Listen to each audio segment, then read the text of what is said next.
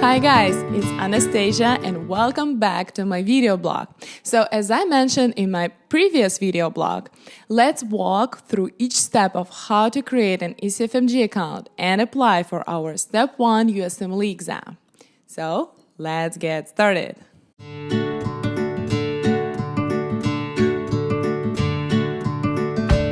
ECFMG stands for Educational Commission for Foreign Medical Graduates, and this is the most important resource, online resource that you're going to be using from now on. So there are a lot of links here, but the ones that you're going to be used a lot are IWA and OASIS. First, we have to create a USMLE ECFMG identification number. So therefore, we're going to go to online service and log in. Now, they ask us for exactly this number. We don't have it right now, right? So we're going to create it. And you see, we have never been issued the identification number. So we're gonna click here. You must read actually all these things. I'm just really, the ECFMG resource is the great resource of information, and it's better that you read the information that is provided here. But what I'm going to do is I'm just going to quickly explain you how things work. You are going to provide your personal information here, biography information, and date of birth and birth country and email address, and you're going to confirm and submit this form to create an identification number. And what we see here is that they provide this number within 5 business days, and they will send it to your email address. And if they don't send you the number within 5 business days, you will have to submit the form again. So we're not going to do it right now because I actually have my own ECFMG / USMLE identification number. So right now we're going to go to different online resources, and I will show you how they work.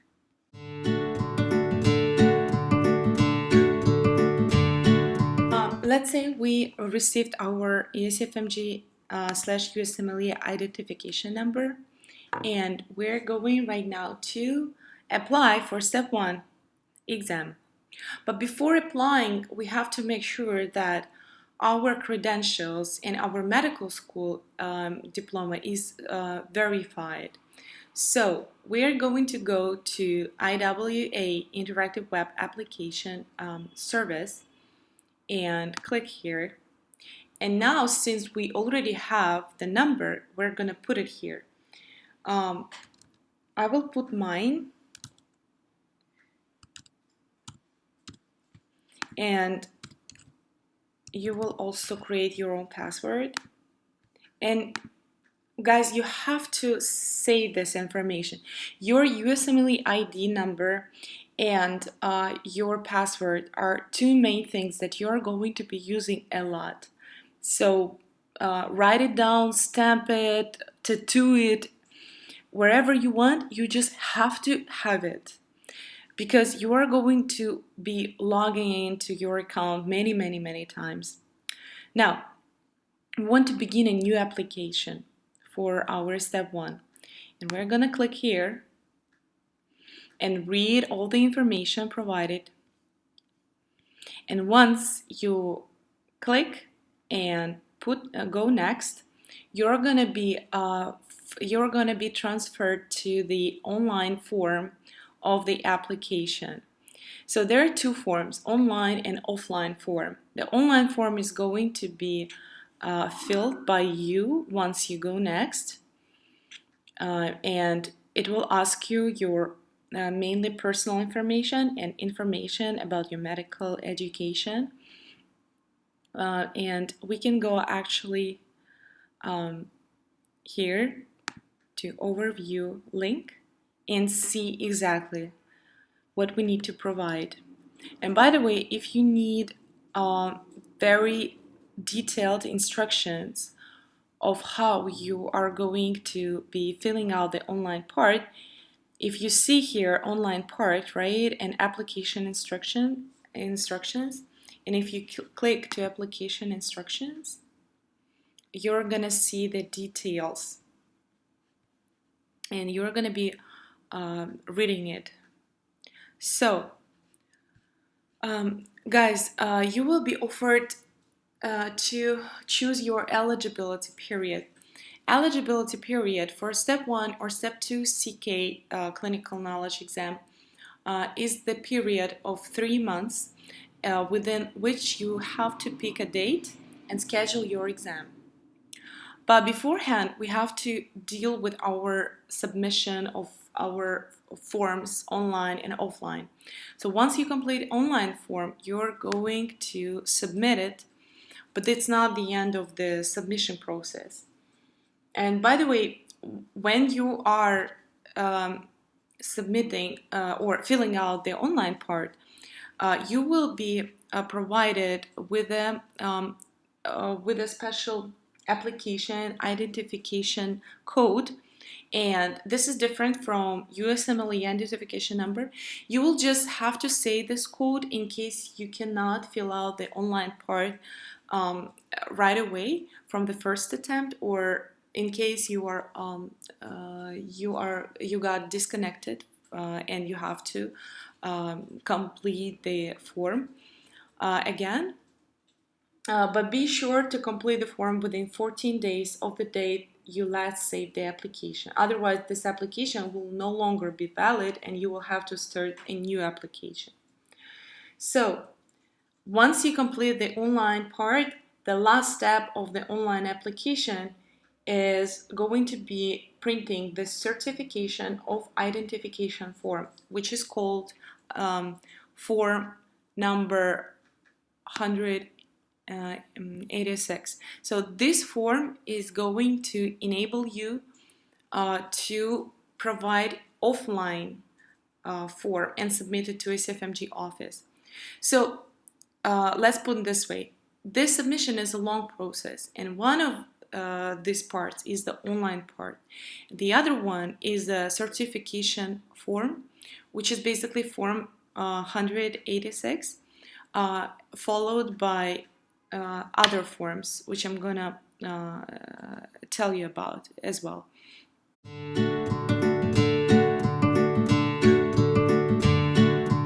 So guys, let's talk about the certification of identification form, which is 186. And here's the information about it. We just talked about this form. So this is the most important form, and you have to print it out and then complete it and certify by the dean of your medical school, or as I said, you can go to Notary Public and sign it out by yourself in the presence of a Notary Public, and then a Notary Public official will actually stamp this form.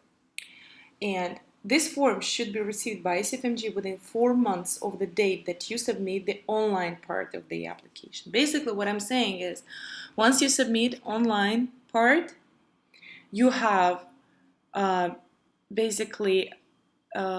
you have to start working on your paperwork right away, so that you submit your actual forms not later than 4 months since the time that you submit the online part.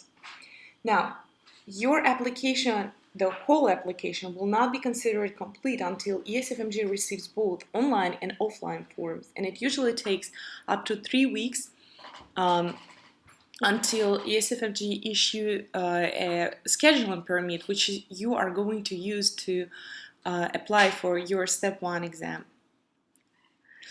Now, let me tell you about other forms that you are going to include into your package which you are going to send to the ECFMG office. guys, I want to talk a little bit more about certification form, which is the most important form, 186. We just talked about it. So I want to show you how it looks. So this is the form, and basically says that you're a graduate and your ID number, and you are going to print this form out and certified by the dean of your medical school. If you want to do that, then here it is going to say not notary public, but school official, a medical school official. But you can also sign it out by yourself in the presence of notary public, and then a notary public official is going to sign it and stamp it. Now, this form is going to go to the package that you're going to send to the ECFMG office. Now I want to talk a little bit more about the other forms that you are going to include into your package. And these ones are your form 187 form, which is a document submission form, and you're going to fill it out and also submit it. And here is the address where you're going to send your package, and also another form, 344 medical education credential submission form. You're gonna fill this one out as well, and then submit it to. And then form 345, which you are going to attach as well. And just be ready also to have 2 photocopies of your medical school diploma with an English translation and a personal photograph that you are also going to include into your package. Once ECFMG receives all the documents, they're going to approve your status and send you a scheduling permit. So the scheduling permit looks like this, and you will be able to log in into a ECFMG account and download your scheduling permit. And here is the link to the Prometric Center, and you can go to this link and apply for step 1, step 2 exams. And just basically I can show you how it works. So step 1 exam, and you will choose the country and the state. Let's say California. Next, schedule an appointment. And so what they will ask you is your scheduling number. The scheduling number is written over here, and you will just copy and paste this number and put it here in the first characters of your last name. I'm not going to do that right now because I've already passed my step 1 exam, so my scheduling permit is no longer available and I cannot do that. But it's very easy steps, and you will easily schedule your exam date and locate your Prometric Center. Now I'm going to show you how to track your status once you complete the online part and the offline part that you are going to submit to the office. You will need to go to online services on ECFMG webpage and click to Oasis.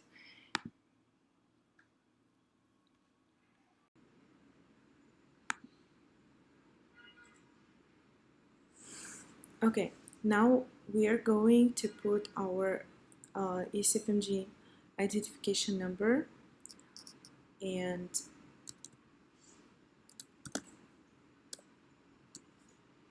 our password.